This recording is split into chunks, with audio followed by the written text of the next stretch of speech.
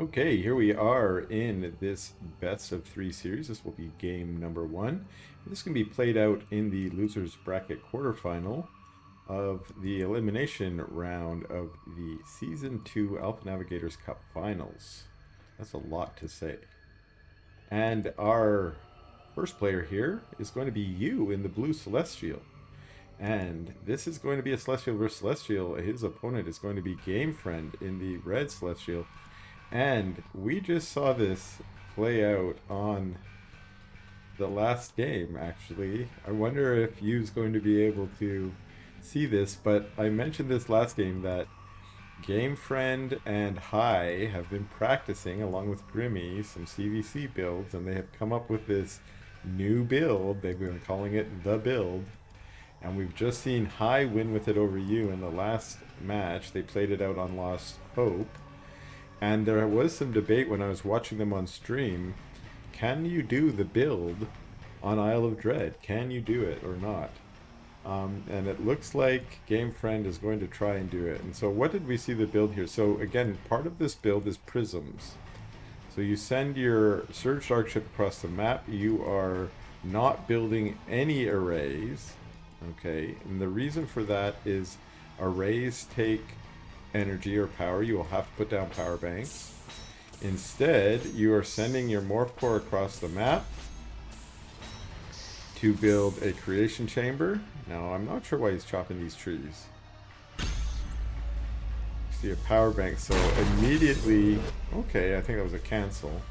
I think that was an interesting play. I think what happened there is he summoned the power bank to try and stop the morph core from building a creation chamber or maybe a node or something there, I'm not sure. And then he canceled it. The creation chamber instead gets built here. Now, even though you may not have seen this coming, he did face this just last game, and he has scouting on it this time. He did not have scouting on it last game. The Argents just showed up and started shooting. Now, I mentioned prisms are part of this, so you don't have to build your more collection arrays. You don't need to build more power banks until this first power bank here. And we're already seeing Argents out for GameFriend. We get the Sovereign's Watch immediately, but there are also Argents coming out for you this time, and he's got 3 creation chambers there. He also has 3 arrays, so he's got a pretty good eco here. But again, we see that tanking with the arc ship. This has got to be a brilliant part of this strategy. The Sovereign's Watch, which is a key part of your defense, if you can get it targeted on your arc ship like that, it's nullified. It's basically taken out. I mean, of course your arc ships could go down, but your arc ship's a super tanky boy. He could... Oh, he's getting low. Okay. I'm not sure how much damage comes out of one Sovereign's Watch if you take the whole thing. But there's 800 hit points on a arc ship. Now, it's just a lot of back and forth Argents here, but it's only 4 Argents from you. He has the 3 chambers, but it looks like he cannot pump out of them necessarily, whereas GameFriend is pumping out of his 2 chambers because he has 1 back home. Now, the longer this goes on, the more advantage this is going to be for you, who does have the eco and has the extra chamber. If he can start pumping out of all 3 chambers, his Argent numbers are going to start climbing higher and higher and getting ahead of GameFriends. Now, GameFriend still has the advantage, it looks like, but fighting in that choke is not helping him right now. He can't necessarily get a good concave from his units. He's summoning another power bank, but now he's sending a small batch of 3 units to maybe harass in the main while he keeps microing here. Looking for another array. There is no array there. There's 2 arrays here instead. Now you is a little bit lower on power, which means if he has to grab another Sovereign's Watch, that's not going to be great. It might knock him low. And I think that's what we did see here. When Sovereign's Watch goes down, there are 3 Argents here. Who wins that battle? Looks like the Sovereign's Watch does. The 2 Argents try and retreat, while there's still micro from GameFriend here in this choke. So it looks like the build, despite being executed again, is not necessarily a guaranteed win. It's an aggressive build, but it's not necessarily going to manage you to succeed immediately every time. Now, there's still the chance that GameFriend makes this work, but now we're starting to see use Argent numbers catching up. And like I said, with that extra eco and that extra creation chamber, he might be able to get that advantage now. And now it's you that's kind of pushing through there. Those two Argents came back to try and be annoying, but you has broken off 4 Argents of his own. That should be certainly enough force to deal with it. There's now a defensive strike node here at the natural.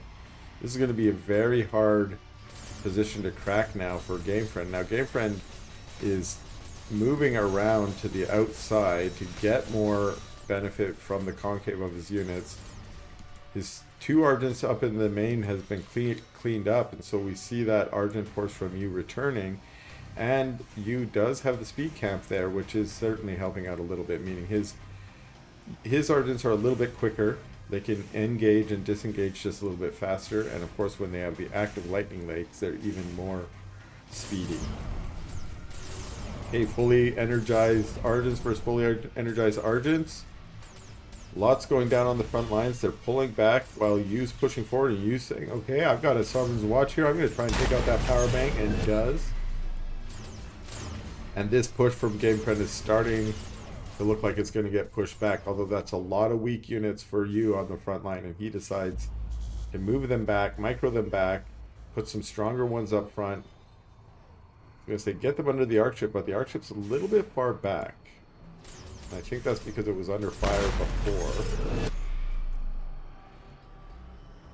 And now it is GameFriend's arc ship moving forward again. I think this might be the final push here. Trying, ooh, wow. So moving in, getting a single powered shot off on the collection array, but deciding to retreat, not wanting to get taken down. And that arc ship might go down here. Focus fire from the Argents, but he flies over the trees, just gets away. He's only got 20 hit points. A little strike force of Argents trying to go around the outside to take it out, but it's flown around. The Argents from GameFriend managed to catch them and cut them off. Pushing through the choke, use Argents again. The ones in the front line very low. Has to move back.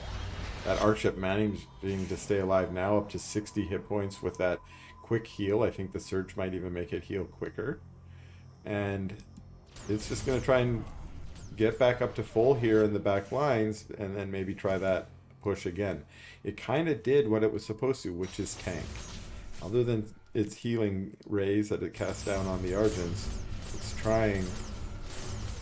Now, it's not clear whose Purify that is, actually. Not clear to me, at least. I think it might actually be used. Because this is an arc ship, and I do believe you need an arc station for that. And I don't know. I don't want to check to see if there's another one on the map, but the arc ship does go down. There's more Argents here for GameFriend, but losing that arc ship is going to be a problem. He also loses another power bank there. Yu is gone down into red power. Not sure what that was for. Maybe one of the spells he was casting from his top bar. Didn't quite see that, but it's going to need to summon some more power banks. We see a few more coming in the back. We now see a saber being added. That saber is going to have a lot of value here. As long as that saber can stay in the back lines, he's just going to be able to continuously rain down damage onto these Argents while they're trying to micro forward and back. You see them charging forward, trying to get on the saber, but no, the saber, good micro from Yu. And Yu is not going to lose twice to this push, it looks like. Not after facing it from high. Now, the next map is going to be Lost Hope. We'll see if we get a rematch of this. But there's the GG from GameFriend. Okay, here we are back at it in game number 2. This is going to be GameFriend in the Blue Celestial on Lost Hope, matching out against you in the Red Celestial.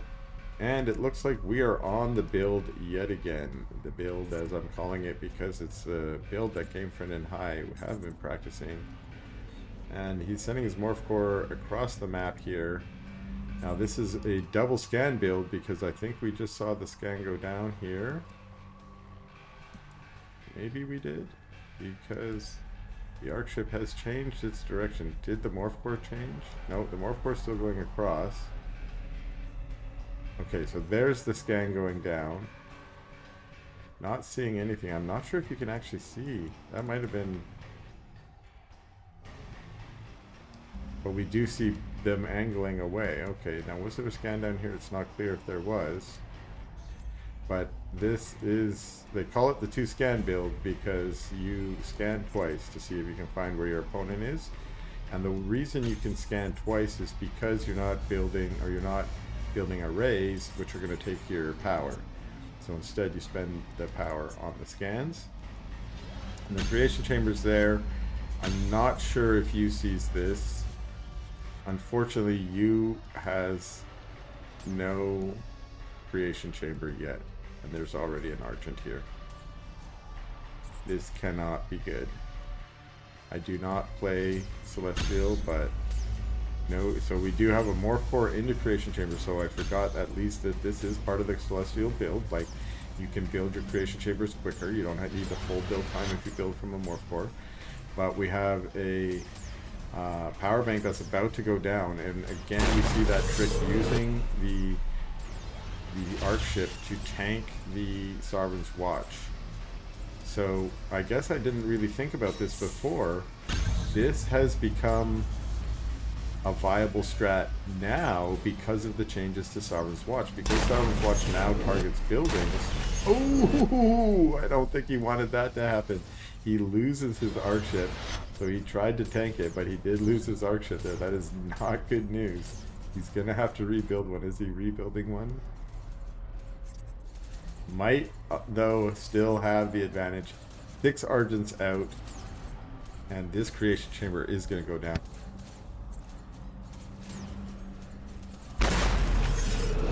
Now, one thing we do notice when the arc ship goes down is that's going to put GameFriend into red power, because the arc ship does provide power for the Celestial player.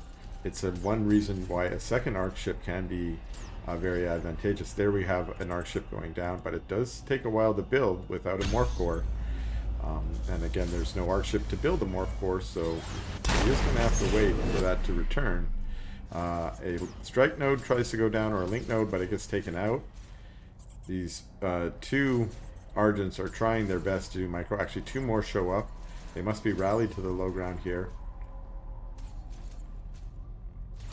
And these Argents from GameFriend are trying to get as much damage done as they can while they're getting picked at by you. You's trying to pick at them so they can't do damage, but we see another collection ray go down and some great micro from GameFriend as more of his Argents gets pulled back. They're just waiting for that arc ship to show up so it can start casting its healing rays down. But again, now they can pick off this creation chamber. It's getting surged, so hopefully the Argent can pop out quickly. And luckily the Argents from you pushed it back. I think there has been a big delay here waiting for that arc ship to be rebuilt for GameFriend. Looks like it's almost done here. Boom, it's back.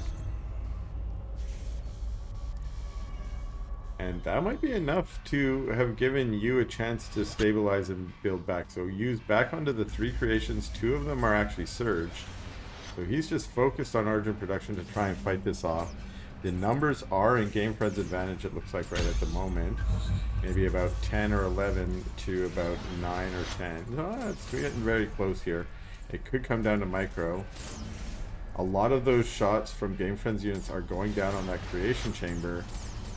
And that means that maybe the DPS from you is going to be a little higher onto the units. We see a Sovereign's Watch get summoned. That means these units are going to have to stay back if they don't want to get into it, although this guy keeps moving forward, keeps taking the shots to the face. And the new arc ship's going to move forward and say, I'll tank that. Nope, decides to everyone pull back. Ooh, some Argents on the high ground are low. One gets taken out. Firing from the low ground here. Also trying to get some shots on that collection array there. Of course, it's the arc ship giving high ground vision. These units have to move back to push back those Argents, and I thought GameFriend might try and take advantage of that. It was a little bit slow to get his units up the ramp. If he pushes them right up the ramp, he could probably snipe that creation chamber, but we already see another one behind it. So if it gets sniped, you will remain on 3 chambers.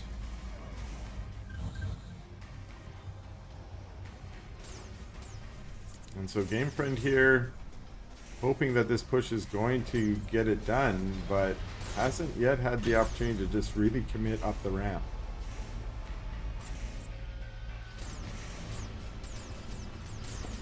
So now we see both armies splitting a little bit, trying to get some advantage by getting a little bit more concave or being able to circle around the other units. And I'm not sure if GameFriend's really getting the advantage there. Again, he moved his arc ship forward to do some tanking of Sovereign's Watch. And we see some Argents in the back there just trying to do some damage, but nope, they're going to get cleaned up here too, or at least chased away. And again, GameFriend's units pull back to heal under the arc ship and re-energize their weapons.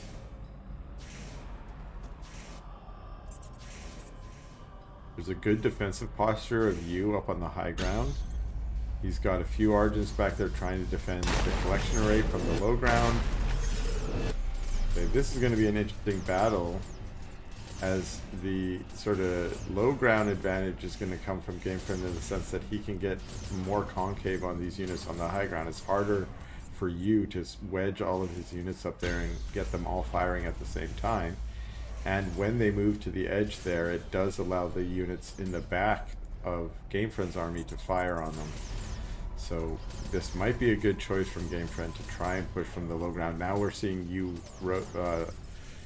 bring some of his units, split them off, and bring them around the top to try and get on top of that concave. Actually, they're focus firing the arc ship for now. But if you can get a little mini concave around the edge of one of your opponent's concaves, then you can start with that flank really just tear into those units. That's what he tried to do there, and in fact was kind of successful in pushing them down, but trying to snipe that arc ship again, he lost a good number there, and that might be allowing the advantage to swing a little bit back towards GameFriend, although we're starting to see power banks go down for GameFriend. And for a push like this, if your forward power banks or forward creation chambers are starting to go down, that's usually the beginning of the end. So we are going to get a full-on fight now. Another arc ship goes down, and now it looks like it is going to just be Argents versus Argents, but it's Yu's Argents that are all firing, while GameFriend's Argents in the back are just walking back and forth. Yu does retreat back up to the high ground now, rotates back some of his weak units into the back, and GameFriend still seems to have more Argents, so somehow GameFriend is still staying on top of his Argent production. And Yu pushes down again, trying to snipe some of these low Argents, gets a couple of them. Another one. And good focus fire, not letting any of his units hit the creation chamber. That's going to be GG from GameFriend, and that's going to be a victory for Yu.